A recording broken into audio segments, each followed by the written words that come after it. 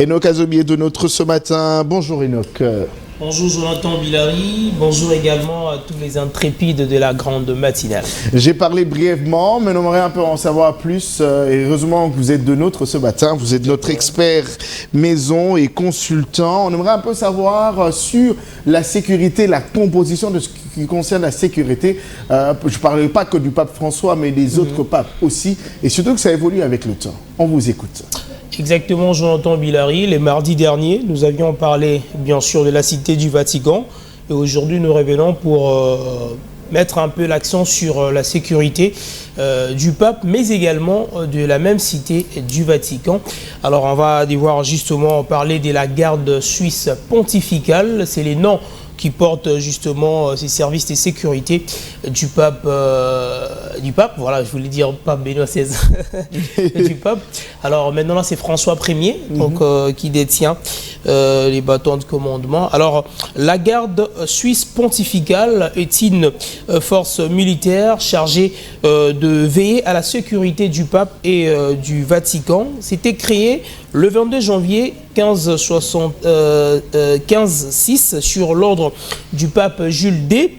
Elle est aujourd'hui considérée comme l'une des plus petites armées du monde, avec 135 militaires seulement, Jonathan, qui sécurisent justement la cité du Vatican ou le pape. Alors, comment se passent les recrutements pour que vous puissiez être parmi le garde suisse pontificale? Alors, le nouvel recrue doit nécessairement avoir la nationalité suisse et en même temps être célibataire de 19 à 30 ans. Donc, vous avez la nationalité suisse, célibataire de 19 à 30 ans.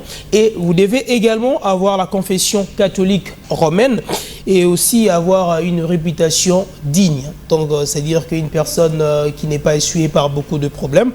Et ensuite, avoir un diplôme ou baccalauréat et aussi être incorporé dans l'armée suisse, donc suivre des formations d'abord dans l'armée suisse, et vous devez avoir une taille de 1,74 m. Donc là, c'est le critère, bien sûr, pour devenir garde suisse pontificale et garder le pape, mais également la cité du Vatican. Et autre chose, Jonathan, lorsqu'on vous recrute, vous devez prêter serment. On parle du serment de fidélité qu'on prête chaque le 6 mai, donc lorsque vous venez. Et ces serments de fidélité, vous jugez justement que vous pouvez sacrifier votre vie pour le pape, c'est-à-dire lorsque vous arrivez à un endroit et si les papes voulaient être atteints, donc vous pouvez justement intervenir pour que les papes ne puissent connaître des problèmes. Et ces serments est prêté le 6 mai. Pourquoi? Parce que c'est la date justement où tout a commencé lors du pape Gilles D, quand il s'est décidé exactement de créer cette garde suisse pontificale. Mais également, on doit signaler au commun des mortels qu'ils ont un mandat, Jonathan, de 2 ans. Donc, lorsque vous acceptez, lorsqu'on vous recrute, vous prenez un mandat de 2 ans et ils ont une rémunération de 1200 €. Donc là, c'est les montants qui est connu exactement. Mais ils ne travaillent pas seuls, Jonathan. Ils ont également la gendarmerie. Mais la gendarmerie s'occupe tout simplement de l'entrée du cité du Vatican pour tout accès, exactement.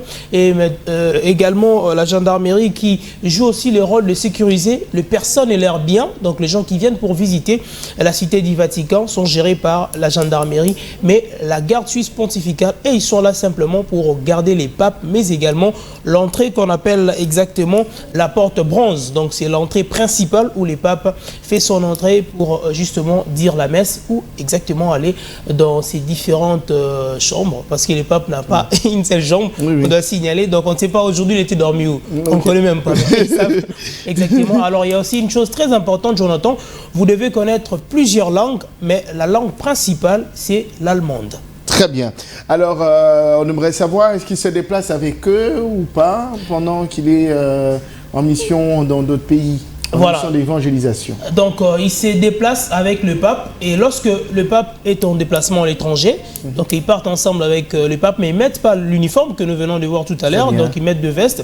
Et quand le pape était aussi ici à Kinshasa, donc ils étaient ensemble avec lui, mais pendant que le pape est absent, donc au niveau du Vatican, c'est maintenant l'armée italienne garde maintenant la cité du Vatican, parce que toute la garde suisse pontificale donc sont ensemble avec les papes, et maintenant là c'est l'armée